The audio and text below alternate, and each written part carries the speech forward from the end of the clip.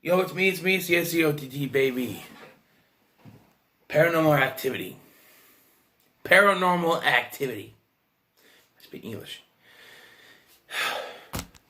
One of my favorite franchises in one of my favorite horror franchises out there. You know, I'm a big fan of found footage films, and this film series kind of cemented that.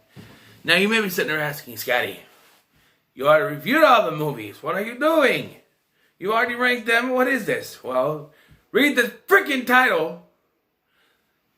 The Paranormal Activity franchise, like I said, is one of my favorite franchises. And upon watching some other people's reviews, Build Environment TV, I think is the name of his channel. I was watching this Paranormal Activity. See, I give credit to people who give me inspiration. So, he was, this was a few years ago, but I was watching it, and he has a modern horror series that he did.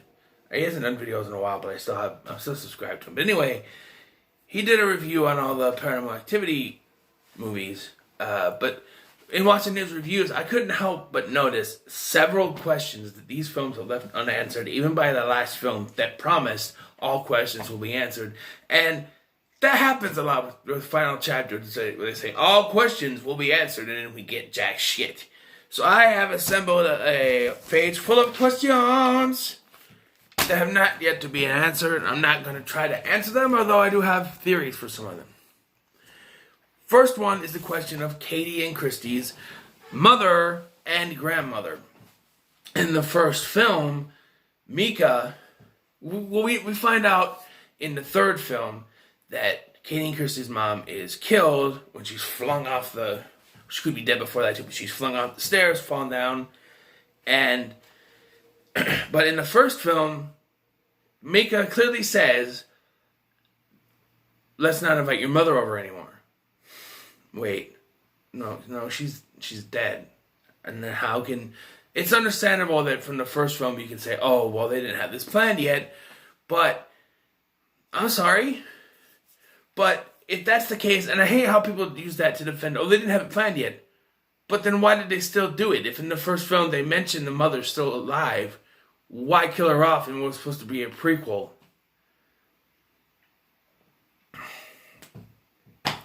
And for that matter, the grandmother, which is also mentioned in the first film, and the second film about when the grandmother died. So that is confusing when you look at the future films. In the fifth film, Ryan says that according to the videotapes, Katie and Christy are calling this new woman, which is probably the grandmother, Mom. But if by the time the first film takes place, Grandma Lois is dead. And they even mention that she's dead. So it can't be the grandmother that they're referring to as the mother, and the mother...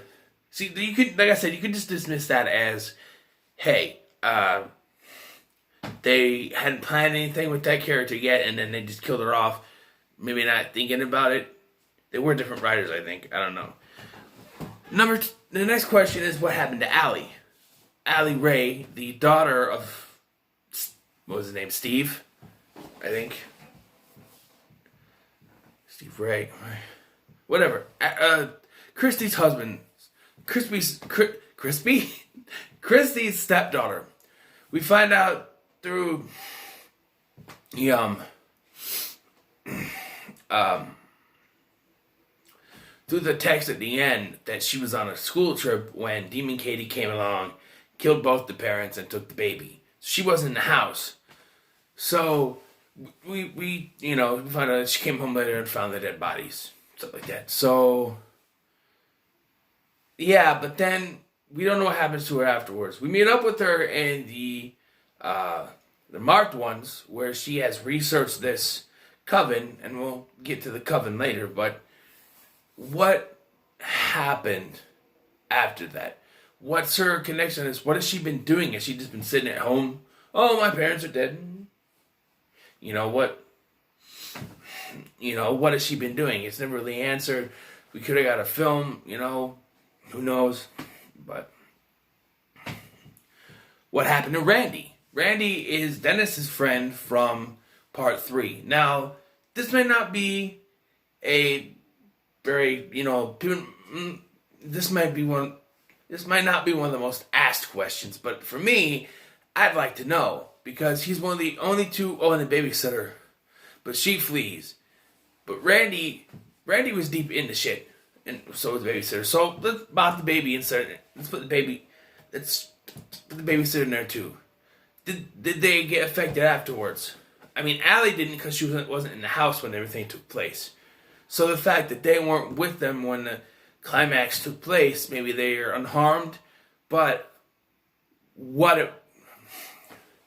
think of Randy, all right? His best friend's house was haunted. Something was going on in that house. Randy finds out his best friend and his wife are both dead and the children are unaccounted for. What's he supposed to think? Is he going to go to the cops and say, hey, something freaky was going on in their house, and now, they're both dead. By the way, how does Grandma Lois get out of this? That's another question. There are 2 dead bodies of her daughter and son-in-law, soon-to-be son-in-law, in her house. I understand she's got cult members to move the bodies, but I'm just saying, it's very, it's a very big question. That they're clearly murdered, and yet, and I'm going back to that first question with the mother and the grandmother. The mother's death could be because of a trope in the found footage that I don't really care for, and that's that everyone has to die. But seeing as in the first film they say her mother's alive, and then you go by the trope, everyone has to die, so she's dead. Even though we don't really get clearly she's dead, but we don't get a confirmation of that in any other film other than, I don't know, the last one, I don't know. What other question we got? The burning house. So, from the first one, we ever mentioned this in Ghost Dimension, is that Katie and Christy's childhood home burns up in a fire. We never see this in the film, although if you pause it at a certain time before it goes to the credits, you see a little bit of Dennis and the mom's bed starting on fire. But they showed it in the trailer. It doesn't start on fire. I've even watched the trailer. It's in the trailer, the bed starting on fire. And maybe they just inserted it. Maybe they couldn't figure out a way to fit a house burning into a found footage film, which I can understand. But it's just very, suspect that only if you're smart enough to pause it, or if someone tells you about it, are you going to know that the house burning was in the film, just very briefly. It's just a question of why they had to do it like that. I don't know. What happened between 2 and 4? Okay, so at the end of Paranormal Activity 2, Katie comes in, breaks Daniel's neck. That's his name, Daniel, not Steve. Daniel's neck, and then hurls Christy into the wall and kills her, takes the baby Hunter, and walks off. And then we have the prequel. The third one's a prequel, and we go to the fourth one. By the fourth one now,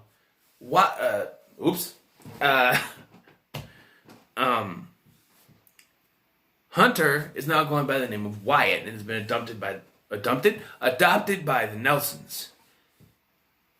How did she lose him? And how did they not know it was Hunter Ray? Like, they're in Nevada now, but I don't know. How did they lose her? Because it's by the fifth film, they have a picture of Hunter, the age he was in the fourth film, under the name of Hunter, not Wyatt Nelson, but Hunter Ray. There's a poster of him.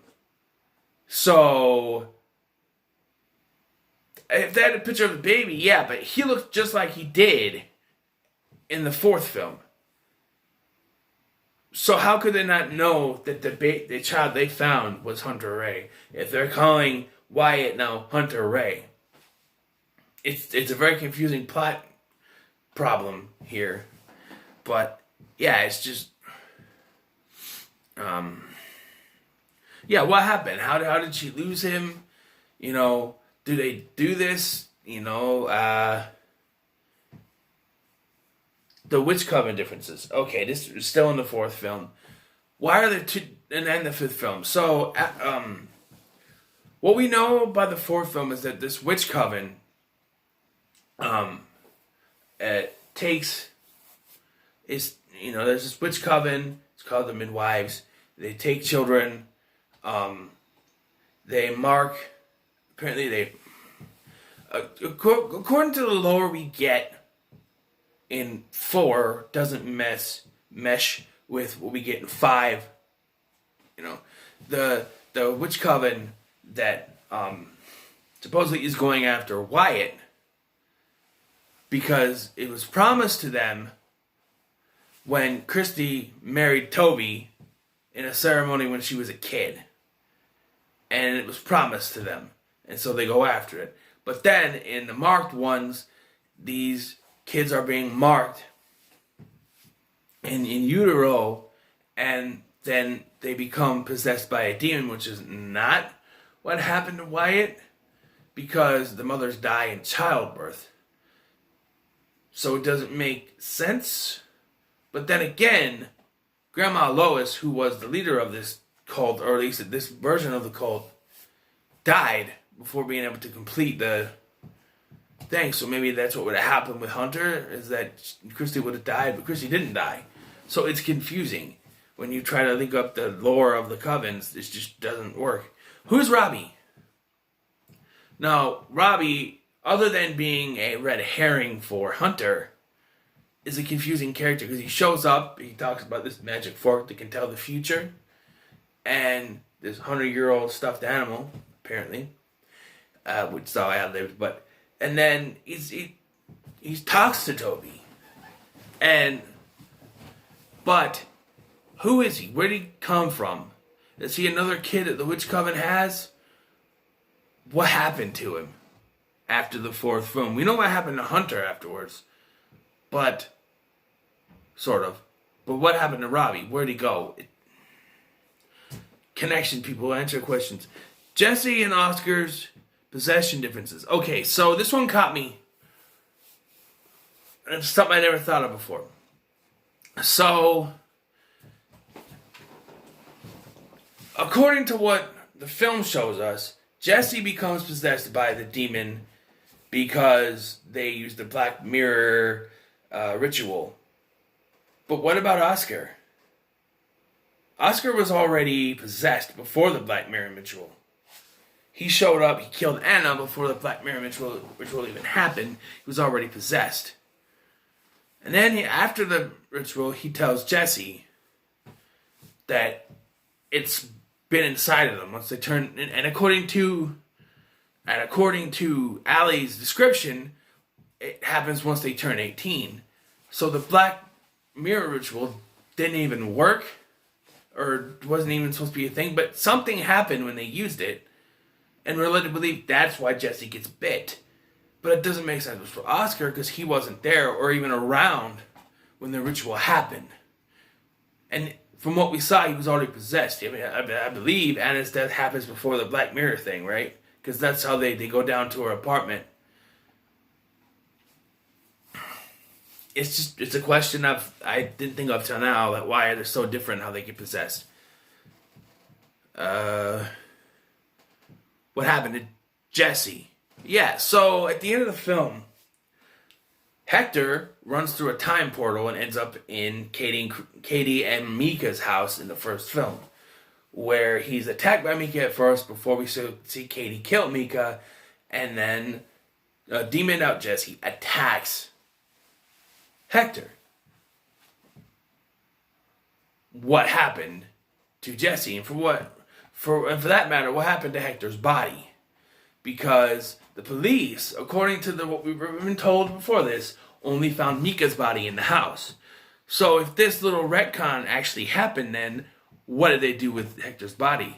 We see a member of the Witch Coven turn off the camera, which I think is a little nod to my question for the Blair Witch Project ending was where who shut off the camera? Well, now we see this Coven member shut off Hector's camera, but what they do with his body? What happened to Jesse afterwards? We don't see Jesse again, and I don't understand the whole Jesse thing with that. While I love the movie, it's my favorite movie in the Paranormal Activity film series. The lore they give doesn't make a whole lot of sense. Is Irma alive? Jesse's grandmother. Jesse pushed her down the stairs or something, somehow, and we're only hear that she was taken to the hospital. We don't hear whether she lives, dies. Is she alive? I gotta know about Irma. Is she alive? Tell me, people. I don't know. Why the Fleege family? So the Fleege family moves into this house that was built directly on top of Katie and Christie's old house. Why their family? Like, why is Leela suddenly the one that has to help bring Toby out? You have young Katie and Christy in your employ. It seemed like they were very important to Toby's, resurrection or whatever you call it. But yet this random girl is the key? I think it was just an excuse to make another movie. Because, you basically told the story of the Featherston family up till this point. What's left? We have the beginning, in the 1980s. We have the middle, which happened in the second film. We have the end, which is what happened with Katie and Mika and taking the baby. And then we have sort of a conclusion to that with Hunter and everything in the fourth film. What can we do? Well, we do a spin-off that has really nothing to do with the characters. And then we do a fifth film, which still has nothing to do with the characters, other than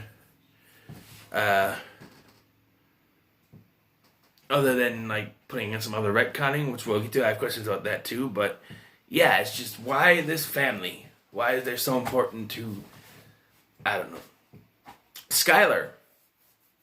But she's a beautiful lady, but why was she there? That's just my question. It's like, why was she there? Why was she needed to be there? She said she's on a yoga retreat. All the other characters have reason for being there.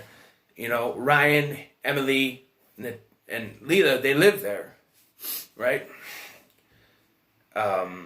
Ryan's brother, whose name I can't remember right now, he needs a place to stay because he and his girlfriend got booted, gave him the boot. Even though supposedly he broke up with her, so I don't know why he would have to leave. I don't know. But Skylar is the one thing that kind of confuses me, is she's there for a yoga retreat. Although it would make sense if, like, the brother says that she's there for drug rehab, which makes sense, but for a yoga retreat, we don't even see her do any freaking yoga in the entire film. Like, even in the older films, you could see someone doing yoga or something, doing a hobby that they like to do, but we don't even get to see her doing yoga. I don't understand. Katie and Christy's ghost. Yes. So in the marked ones, as well as in the deleted scenes of the deleted ending, the alternate ending of the ghost dimension, we see Katie and Christy's ghosts. How are they ghosts? It makes no sense. One, at this point, Katie's still alive. Christy's dead, but Katie's still alive. Why would they be kids anyway? If we're led to believe that Marked Ones takes place somewhere around the same time as 4, just relatively, and maybe a year later, 2000, relatively, then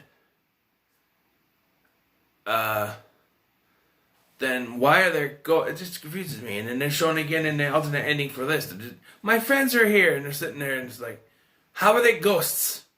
Then you could say, oh, they're not ghosts. They're the time travel, as we see at the end of that film. Oh, they're the past versions of Katie and Christy. Oh, so this movie works on on endgame logic of time travel, huh? So the past versions of someone just come to the future without erasing their future, right? See, that's what confuses me about time travel movies. People who come from the future to the past, that's one thing. But if you bring someone from the past to the future and they can't get back, that changes the past. Which is why Endgame pisses me off with that time travel thing so much. Oh, we're just bringing the past versions of Gamora and all of Thanos' people, and it'll be fine. That completely changes the storyline, because if they're killed, if they go to the future and then they're killed, they're not in the past to then do the things they have done up to this point. So, and I know that this is just a question. Are they the versions from the past? You know, time travel is a thing in this franchise. Just what are they? The ponytail guy. Who is the ponytail guy? And why does his inclusion at the beginning of the Ghost Dimension make no sense? Because here's my defense of this. Alright?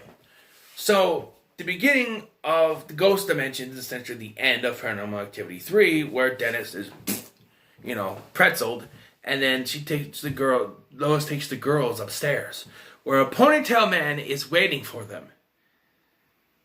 Wait. Dennis just came from upstairs. Where was the ponytail guy during the end of the third one? Because Dennis just came from upstairs. There was no one else up there. His wife wasn't even up there. His fiance, whatever, wasn't even up there. So this ponytail guy that comes out of fucking nowhere, what the hell? How? Where? Why? What is he? Who is he? Is it Toby? What? Where? They don't give a name. They don't show who he is. He's just this mysterious ponytail guy who's helping out with this. What? And furthermore, why doesn't it make any sense when you try to connect these movies? How does it go from them being trained by a witch cult to them living normal lives, and Christy goes on to have a child, and Katie ends up with Mika? How does that work? How do their memories get erased? How do they not remember? You can say, oh, the memories were erased, but Katie in the first film clearly remembers Toby, even though it's incorrect when we know. She says that Toby, that something used to bug her and her sister, but it only stand over her bed. But in 3, we see he's clearly always around Christy. It's another question. Just questions. Just questions everywhere. It's just Wyatt and Hunter. What happened to him after the events of the 4th film? We see he's in the past, but then his blood and Leela's blood are needed to summon Toby, right? We see Leela has only got they only need a little of her blood. And then we see this big blood puddle above on the ceiling. But we never see Wyatt, and you can blame, they couldn't get the little kid back to play the character. Fine, but I'm just saying. And like I said, none of when you try to connect the first film to this film, it makes no sense how they would go from being controlled by a witch coven to suddenly having normal lives as adults. It's confusing as all hell.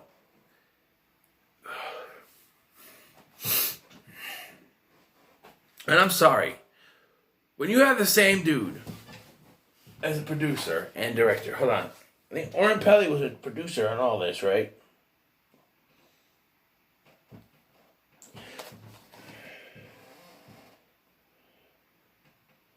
At least someone on each of the films have been connected to the other films. They should know. It's like Paul W.S. Anderson directing the Resident Evil films. All of them, or being involved with all of them, and the continuity in those films being shit. And he was involved with all of them. And supposedly, the fact that they messed up Mortal Kombat Annihilation is the reason why he wanted to be involved with all those films, so that there wasn't any problems. Do you even watch your own films, dude? Because there's serious continuity problems in each one of those films after the first one. I'm just saying, And it's the same here too. It goes with this. It's just like there's for a final film that said all questions will be answered. We didn't really get one question answered. More questions were posed to us as instead of answering them. And yeah, there's just some of the questions I have are just minor ones like Skylar and you know. Here's a question: can Robby's fork really tell the future? I did have another question: is Alex Nelson dead? But clearly, we find out in the ghost dimension that all the family in Nevada is dead, so she's dead. Oh, here's one. Why didn't they catch on to the Katie thing in the 5th film? So here's my quarrel with this. Okay, so they find these tapes. I have another question with that too. They find the tapes, they watch the tapes, and they see that Katie and Christy are on there, little kids, whatever. And then they start digging into the history, and they find a video with Hunter, which originally there was a scene where they found one with Leela, which would have been interesting, but they found one with Hunter on it, and that's what led them to the post office or police department, whatever, where they got the information. And they find out that Katie murdered Christy and has been missing. Right? Isn't there a picture?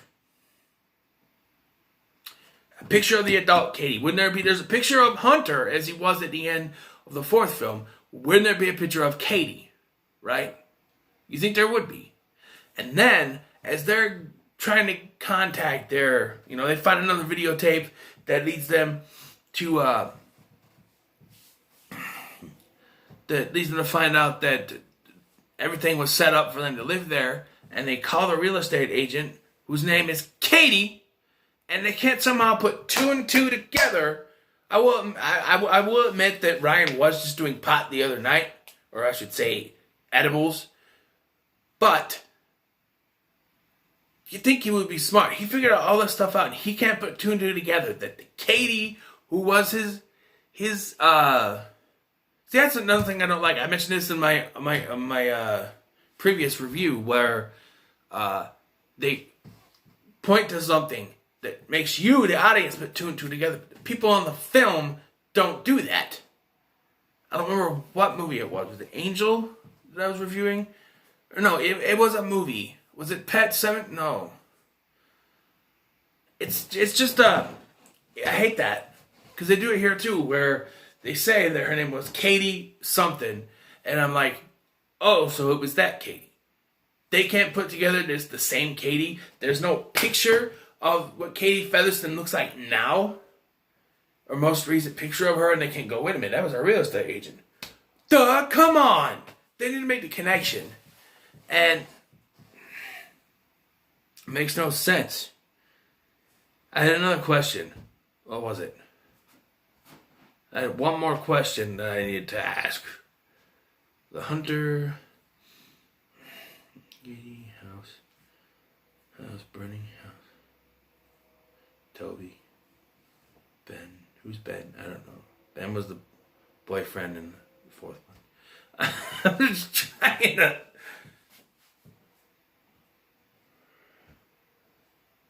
Okay.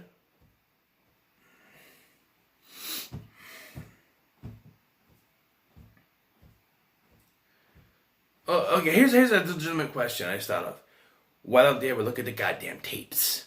They are recording this stuff, right? Especially in the 2nd one, this is prevalent too, right? Because in the 2nd one, they are recording these security tapes, right? And the dad does not look at a one of them. And when his daughter's trying to tell him that something is going on, he still won't look at the goddamn tapes. Why do you have the security tapes if you're not gonna fucking look at them? It irks me. Dennis in the 3rd film, he's a good guy. He's a smart guy. He looks at his tapes. But then he doesn't say anything or show his wife what's going on until the end. Because we gotta keep this party rolling. It's... And Alex...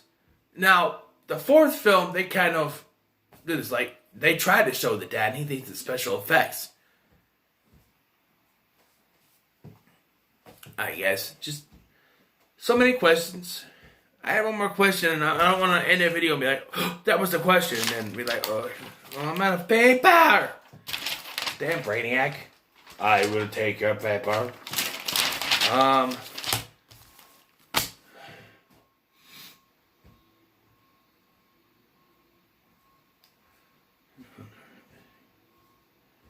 What's the ritual?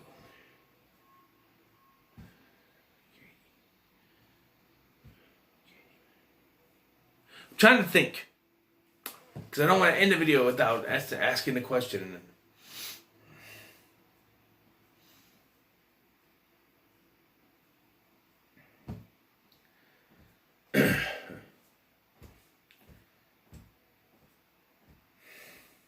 I don't know. I can't think of it. So, yeah, that's my questions. So, what do you think of the questions you have? Any of your own questions from the Paranormal Activity series? Let me know in the comments below. Like, share, and subscribe, and I'll see you in the next one.